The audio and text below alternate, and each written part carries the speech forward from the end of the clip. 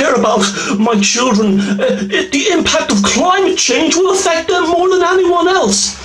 So what you're saying is, your care for your children is based primarily on a philosophical, and you don't like philosophical, idea of climate change. In other words, kiddies come second. As you know, and you've heard me in the past say that I flirted with atheism. Actually, I was quite into atheism.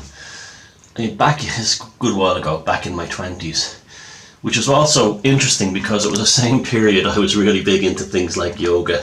And I didn't drink and I didn't smoke or anything like that and do drugs. So I guess I was probably trying to clean my slate. But even when I had sort of like reduced, my, as Robert Anton Wilson would say, reality tunnel down to an atheistic worldview, it never sat right with me in terms of things like love and affection.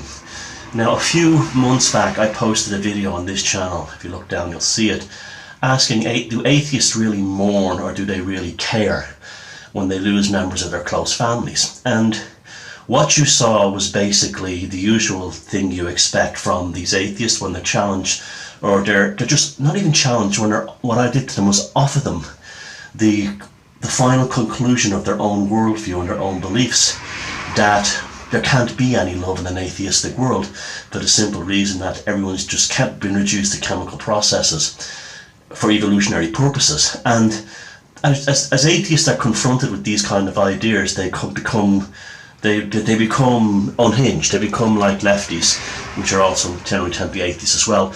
They become unhinged, they become hysterical, because they want to believe, like many atheists and truthers share a lot of things in common. They think that everyone's an idiot except them and what they believe. And therefore, I looked at the Robert Anton Wilson group this morning, and a guy had posted on it that he didn't see any problem with the massacre of the whites on whites in the church in Texas. And I looked down his profile, and he's an atheist and a lefty. So a lot of them are like that. Now, I'm not saying that there's lots of nice atheists too as well. I'm not saying they're all like that, but these unhinged, hysterical ones are like this. Now, if you're a woman right now, this camera's very heavy, so forgive me. If you're a woman right now and you're in a relationship with an atheistic man, remember, he doesn't actually love you. Don't assume that all those gestures of romance and love and compassion and caring, he's just taking care of you because you're just a biological DNA machine to him. Remember that. He does not actually love you because he does not see you anything other than his computer, his car, his house, his electric heater. You mean nothing more to him. You're just one that operates on a different level of technology. But you don't have any... He knows that any affections he has for you is essentially a chemical imbalance created in his brain and in his hormonal system, so as to keep you retained as a DNA unit he can breed with. So you remember that, atheist women. You remember, when you meet or marry or get into a relationship with an atheist man, he will never love you because he does not see you as any different than a machine. And if he does, he's not an atheist, he's a complete hypocrite. A complete hypocrite. Likewise, you children who have atheistic parents, and because atheism is so fashionable among sort of like suburbanites and the middle classes these days, you're going to get a whole generation of kids growing up in, say, 10 years, I predict, will be talking about how dysfunctional the atheistic family was. The father not actually showing them any affection or love, and when he did, it was sort of like to prove that he was caring for his DNA stockpile.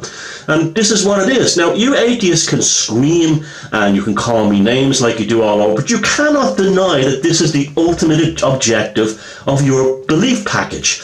Just in the same way that the ultimate belief package of the Christian or the Muslim and the devout Jew is that we're going to heaven and you're going to go to hell because you're not one of us. You have reduced it into that.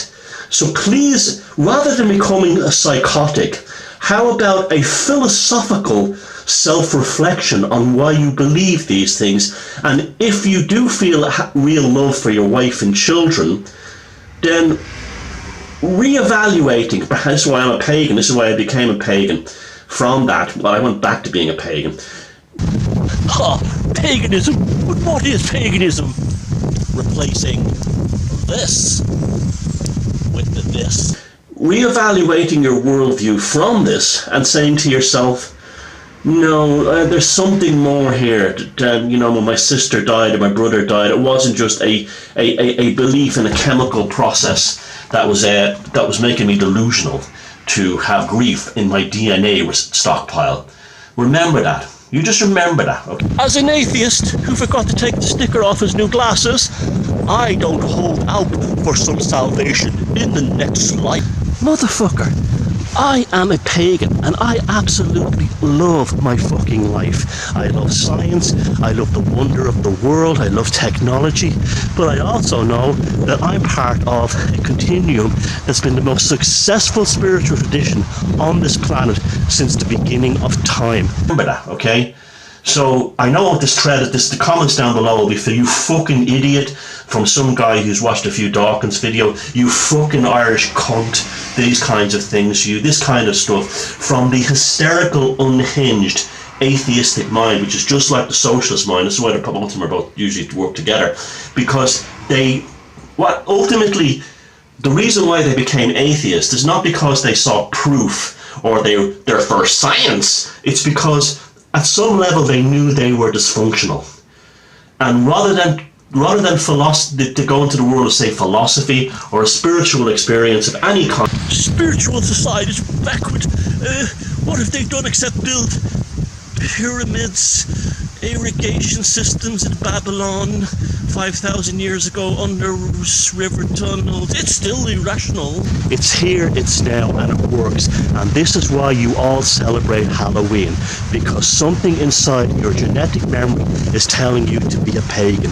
I'm not holding out for some sky fairy solution with, some Jesus Christ type figure or something like that in the next world. I'm living my life in the here and now. I'm having a great time.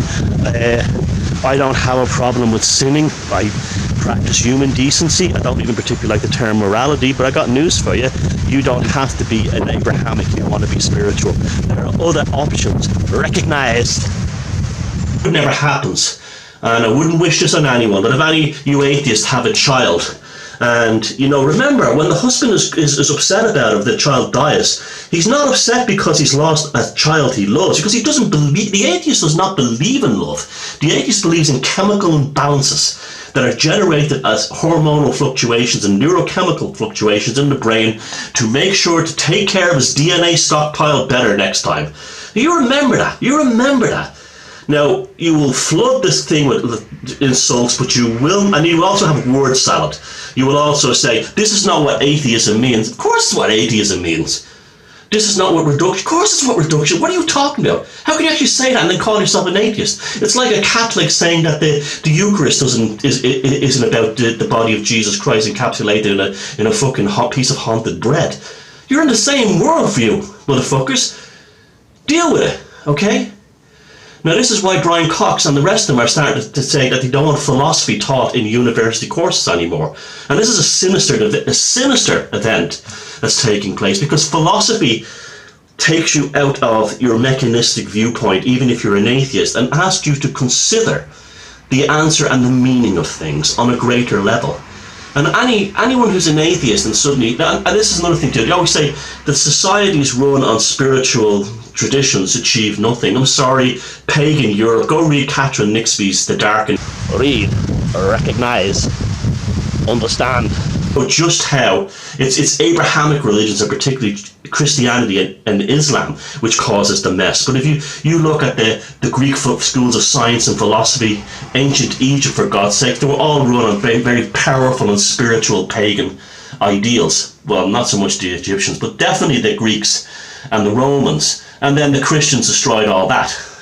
So they were not. So isn't it ironic that the atheists today are acting more and more like the filthy Christians who murdered Hypatia and finally finished off the Library of Alexandria? Let that sink in, atheists, and let that sink in. Scream and shout all you want, but remember, if you're in a relationship with an atheist, he or she doesn't see you as anything other than a sack of mobile, electrically and biochemically operated meat, and that's all you'll ever be.